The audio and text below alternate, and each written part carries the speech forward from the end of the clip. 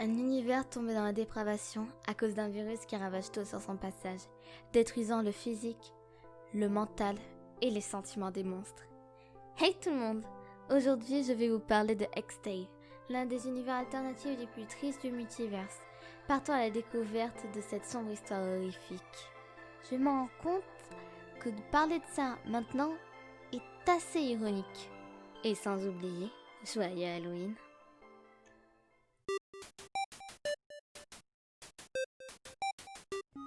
Et comme d'habitude, passons aux créatrices. Il y a quand même pas mal de créatrices dans la communauté de Undertale. Alors, X-Tale a été créé par Una Banana Frappe et Azulandrojo. Compliqué. À l'origine, X-Tale vient de Una Banana Frappe qui est une grande fan de Horror Tale et du couple Sans et Frisk. Elle voulait alors faire une fusion de ces deux-là. Donc elle a pris quelques petits concepts de Horror Tale pour créer son propre univers. Puis son ami Azul est venu l'aider pour trouver un concept original détournant totalement de Horror Tale. Plus tard, Merci Monster les a rejoints pour s'occuper des illustrations. Elle a aussi énormément aidé en ce qui concerne l'histoire.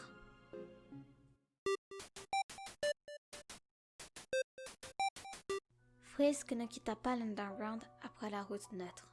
Toriel devint reine après la mort de Asgore, et Sans se chassa Flowey avant qu'il ne puisse voler les âmes humaines.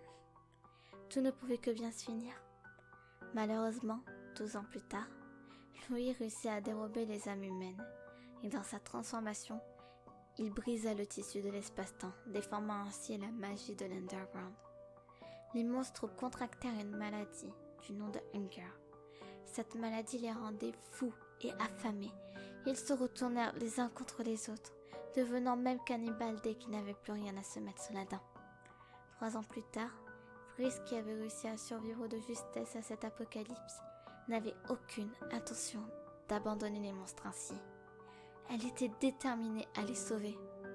Mais malheureusement, elle fut éjectée de l'Underground par son mari, Sans, avec l'aide de l'âme de la défunte Toriel qui avait été tuée par Flowey.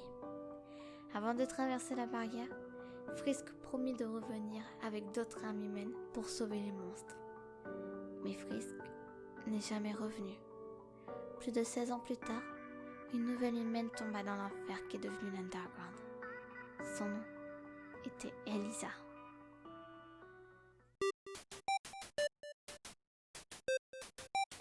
Dès le début de l'univers, beaucoup de personnages sont manquants, tels que Alphys, Monster Kid, Toriel, Cathy, et j'en passe.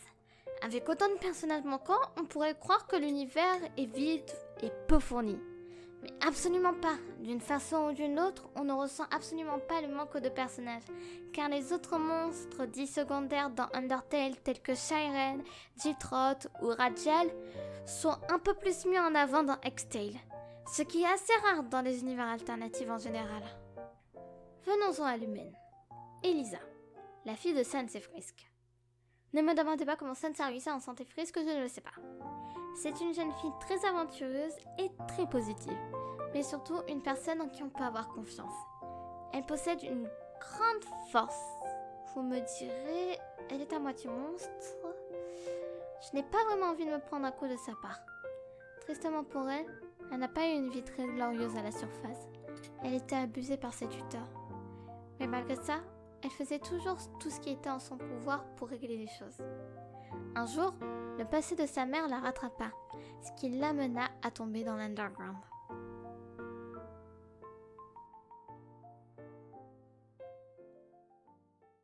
Alors, que dire de X-Tale ? C'est un univers assez violent. Mais un très bon univers, hein. L'Underground, tous ces monstres qui y habitent ont été faits méticuleusement. Et cela va de même pour l'histoire. Actuellement, trouver du Sans et Frisk n'est plus si rare. Mais la façon dont c'est emmené dans X-Tale est très intéressante et pas dérangeante.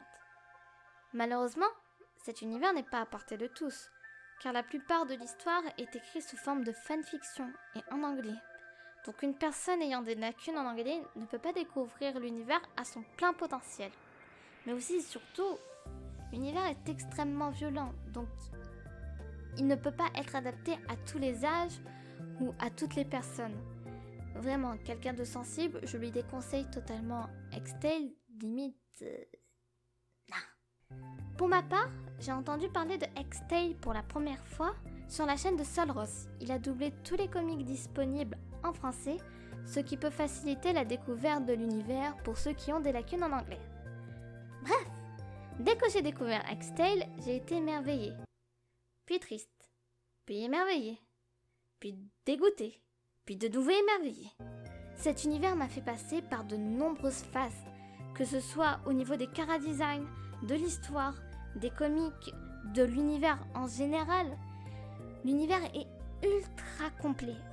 Banana Frappe, Azulandrojo et Merci Monster ont fait un énorme travail sur cet univers. Que ce soit au niveau de l'histoire, des illustrations, c'est juste waouh. Franchement, je conseille cet univers à tous ceux qui sont capables de supporter tout ce qui est gore ou violent. Je tenais à remercier Banana Frappe d'avoir accepté que je produise cette vidéo et aussi d'avoir répondu à certaines de mes questions. Sans elle, je n'aurais pas pu produire cette vidéo, donc je la remercie énormément.